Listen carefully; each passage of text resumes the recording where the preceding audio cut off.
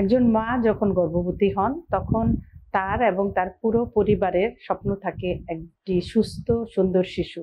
এবং এই সুস্থ শিশু পেতে হলে গর্ভকালীন সময়ে মায়ের যে পরিচর্যা সেটা ভীষণভাবে গুরুত্বপূর্ণ।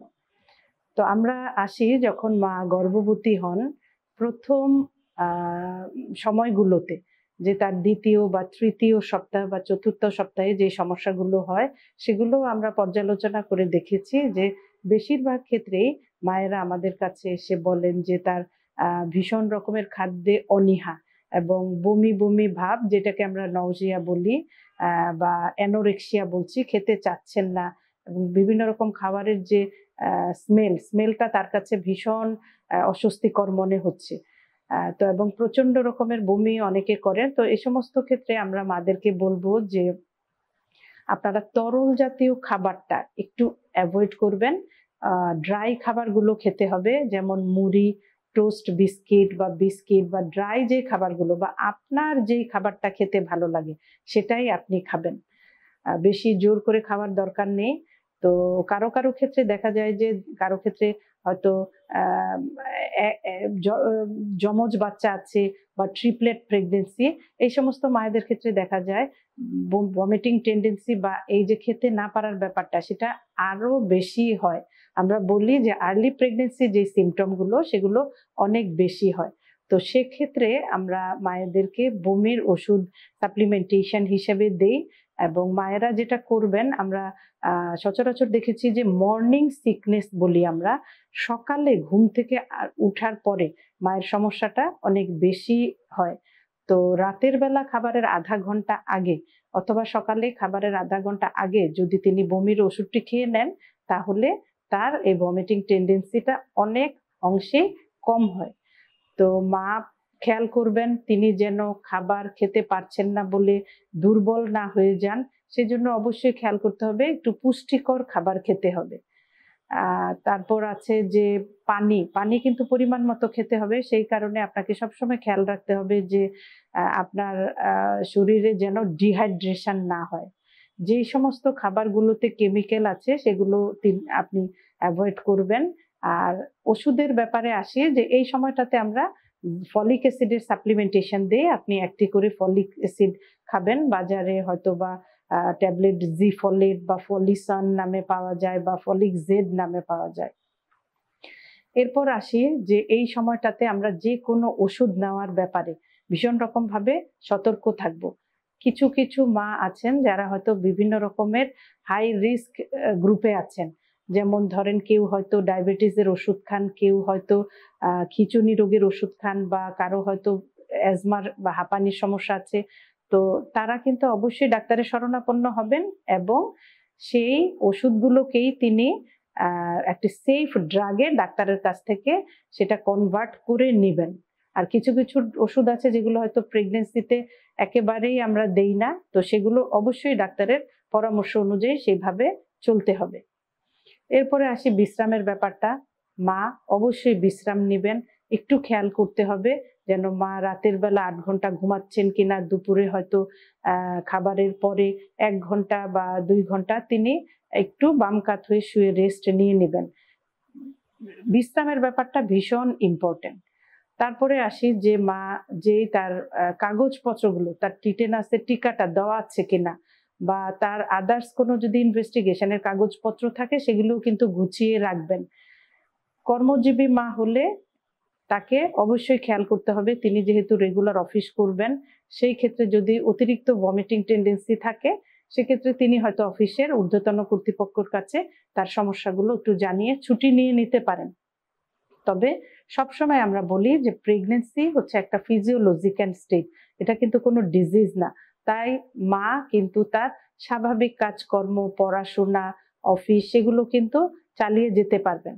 আমরা প্রথম ৩ মাসে মায়েদের খাবার সম্পর্কে একটু সচেতন থাকতে বলি। কোনো মেডিসিন যদি তিনি নেন অবশ্যই ডাক্তারের পরামর্শ নিবেন। আর যেটা আমরা সবসময় বলি যে কেমিক্যাল যুক্ত কোনো খাবার যেন তিনি না খান। কারণ এই ৩ মাসে বাচ্চার স্ট্রাকচারাল ডেভেলপমেন্ট হয়। দেখা যায় যে যেকোনো একটি কেমিক্যালের জন্য হয়তোবা বাচ্চার কোনো জন্মগত ত্রুটি হতে পারে। তাই এই সমস্ত ব্যাপারগুলো আপনারা ভীষণভাবে সচেতন হবেন। শারীরিক মেলামেশা, দূরের জার্নি এগুলো ভীষণ রকমভাবে সতর্কভাবে করতে হবে, যদিও কোনো কিছুই আমরা অ্যাবসলিউটলি না বলি না। তারপরে ধরেন মায়ের বিশ্রামের ব্যাপারটা আমরা অবশ্যই খেয়াল করব, মায়ের পরিষ্কার পরিচ্ছন্নতাটার ব্যাপারটা বলবো। মা যে খাবারগুলো খেতে পারেন, সহজপাচ্য যে খাবারটি তিনি হজম করতে পারেন সেটাই খাবেন। কোষ্ঠকাঠিন্য হয় সেই সময়টাতে, তাই রাফেজ ডায়েট যেগুলোতে আঁশযুক্ত খাবার সেগুলো আমাদের খেতে হবে। মা তার কাগজপত্রগুলো গুছিয়ে রাখবেন, ডাক্তারের পরামর্শ নিবেন। আর এই সময় যেটা হয় যে ভীষণ রকমের শরীর খারাপ থাকে, ভমিটিং টেন্ডেন্সি থাকে, মা খেতে পারে না, তাই কিছুটা মানসিকভাবেও মা বিপর্যস্ত থাকে। তো এই ক্ষেত্রগুলোতে মাকে পরিবারের যে বয়োজ্যেষ্ঠ সদস্যরা আছেন বা ফ্যামিলি মেম্বাররা বা অফিস কলিগ, পাড়া প্রতিবেশী, আত্মীয় স্বজন সবাই কিন্তু ভীষণ তাকে অনুপ্রেরণা যোগাবেন। প্রথম মা হতে গেলে অনেক সমস্যা হয়তো মা নিজেও বুঝেন না, তো যারা একটু অভিজ্ঞ তারা হয়তো মাকে কাউন্সেলিং করতে পারেন যে এই সমস্যাগুলো আসলে বেশি দিন থাকে না, প্রথম 3 মাস বা 3.5 মাস, এরপরে কিন্তু ফিলিং অফ ওয়েলবিং বা শরীর ভালো লাগা এই ব্যাপারটা চলে আসে, তখন মা সুন্দর খেতে পারেন এবং বাচ্চার নড়াচড়াটা ওই সময়টাতে ফিল করেন, তখন মাও কিন্তু একটু ভালো ফিল করেন। তো প্রথম 3 মাস আসলে মায়ের জন্য একটু কষ্টের সময় যায়।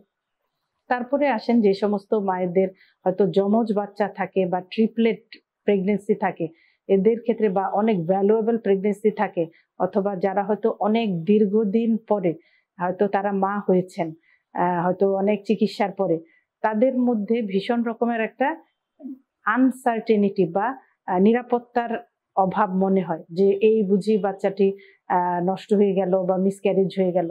তো আমার মনে হয় সেগুলোর জন্য ফ্যামিলি মেম্বার আছেন, ডক্টরদের সাথে কথা বলবেন। ডাক্তাররাও, আমাদের ডক্টরদেরও উচিত এই যে হাই রিস্ক প্রেগনেন্সি গুলো সেগুলোকে খুব যত্ন সহকারে দেখা এবং তাদেরকে সুন্দরভাবে উপদেশ দেওয়া। তো কারো কারো ক্ষেত্রে দেখা যায় যে হয়তো আগেও গর্ভস্থ সন্তানটি নষ্ট হয়েছে, এবারও সেই রকম কোনো ঝুঁকি থাকছে, তো সেই সমস্ত ক্ষেত্রে আমরা এক্সট্রা কিছু ওষুধ দেই যেগুলো প্রেগনেন্সিতে ভীষণ সেফ, যেমন প্রোজেস্টেরন জাতীয় কিছু মেডিসিন আছে, কারো কারো ক্ষেত্রে আবার ইনজেকশনও নিতে হয়। তো এই জিনিসগুলোও কিন্তু আমরা কেস টু কেস সেইভাবে বিচার বিবেচনা করে আমরা রোগীদেরকে সেভাবে পরামর্শ দেই। তারপরে আসেন যে মা যদি টিটেনাসের টিকার কার্ড তার থাকে সেটাও কিন্তু খুঁজে নিবেন। যে পরীক্ষা নিরীক্ষার কথাগুলো বললেন, কারোর যদি ডায়াবেটিস থাকে সেটাও খাবার কন্ট্রোল করা, ইনসুলিন নিয়ে সেগুলো কন্ট্রোল করে নিবেন। কেউ যদি অ্যাজমার জন্য কোনো ওষুধ খান সেটাও তিনি সেইভাবে খাবেন, বা থাইরয়েডের সমস্যা থাকে কারো কারো ক্ষেত্রে, এই থাইরয়েডের যদি সমস্যা থাকে তাহলে কিন্তু সেটা বাচ্চার জন্য ঝুঁকিপূর্ণ এবং মায়ের জন্য ঝুঁকিপূর্ণ। তাই ডাক্তারের পরামর্শ অনুযায়ী কারো যদি হাইপোথাইরয়েড বা হাইপার থাইরয়েড থাকে সেগুলো ওষুধগুলো কিন্তু প্রেগন্যান্সিতে আমরা কন্টিনিউ করতে পারি। You are watching Raj TV, Jagorone, Bangladesh. Please subscribe our channel.